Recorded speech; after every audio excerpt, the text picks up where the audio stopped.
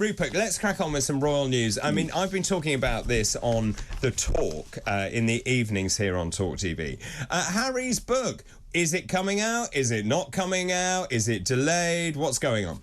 Well, it's definitely coming out now, we think on January the 10th, because the publicity machine is in full swing. It's called Spare, as we know, and, you know, which is saying that he feels left out. But it's a great title, isn't it? Heir and a Spare. Heir and a Spare, and also what you actually got to do is spare a thought for the royal family, because what are they actually thinking about it? And that's the sad thing.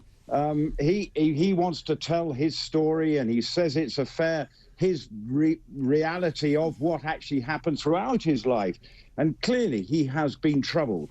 But what I really want to know is what's his end game with all this? Because not only is the book, which is against the royal family, let's be honest, because if he's unhappy, he's got members of the royal household are causing that happiness in his eyes. What about the documentaries? You know, where's it going to end? When's he finally going to stop feeling he's got to talk about his problems and be that happy person that he says he wants to be with his wife in California? Instead, we're just hearing a litany of his problems rather than saying, right, I've got a new life.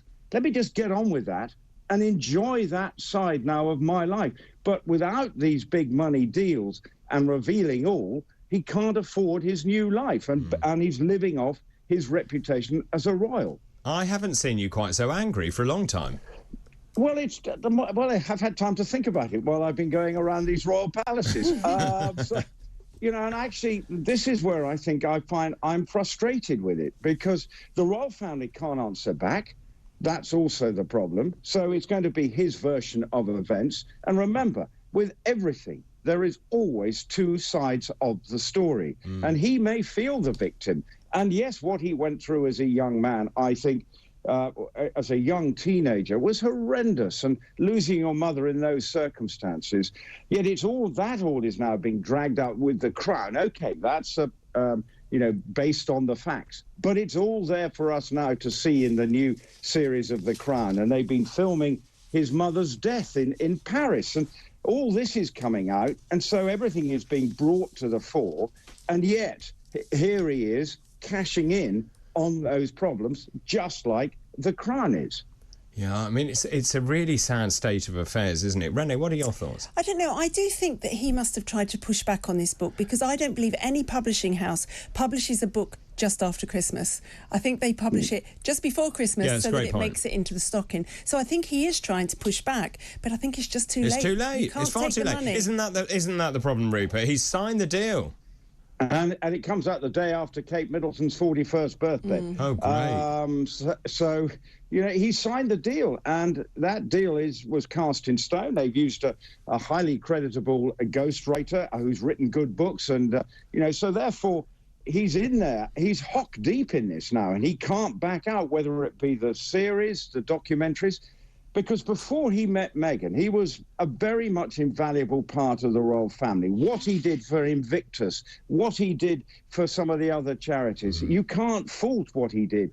But his life changed sort of 360 degrees, you know, from the moment he met Meghan. And that is where it has all unraveled and changed. Because right until then, he was not felt like a spare. He was very much part of the team with his brother. And that was the important thing. It's only recently that I think that spare feeling has manifested itself, because clearly he is now the spare, because William is now the heir, and his role is different. But he could have been an integral part of the modern royal family if he had wished. And so do you get an advance copy of the book?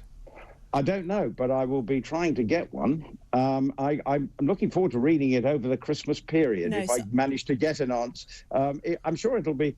I think there's even rumours that it's already available at half price in some... I saw one article, I think they're just being scurrilous, that you can buy it at half price in some news agents. But whatever, I think there is the point. He wanted it to come out before Christmas and I think Renee makes a very good point. Clearly, by putting it after Christmas, you know, people won't have as much money around. Okay, it's £28, which is quite expensive for a 416-page oeuvre that Harry of his life, which I'm sure there will be some interesting points, but it will be the tittle-tattle aspects of it which will be highlighted in all the serialisation, which will make it uncomfortable reading for the royal family. Which I think is a very sad aspect of this whole thing. So I read that there wouldn't be any advance copies. Oh, did you? Yeah, I read there wouldn't be any advance copies, so the royals won't have any idea what is going to hit the bookshelves until the day it does. Yeah. Well, that may be the case, but whatever, I think we'll be reading lots of serialisations in the build-up, so we'll get a pretty good take, and they will pick up the juicy bits. So on that basis, you may not feel that you have to actually spend your 28 quid on the book, which maybe from a publisher's point of view is not what they want. So I don't know. So hopefully there's plenty of serialisation, so I don't have to spend my days reading Harry's 416. Well, sort of it's probably 400 what will feel like a bit of a moan about the Tome of Misery. Yes, quite. Yeah. Rupert, thank you very much. Always a pleasure to talk to you. Enjoy Madrid and soak up some sun for me.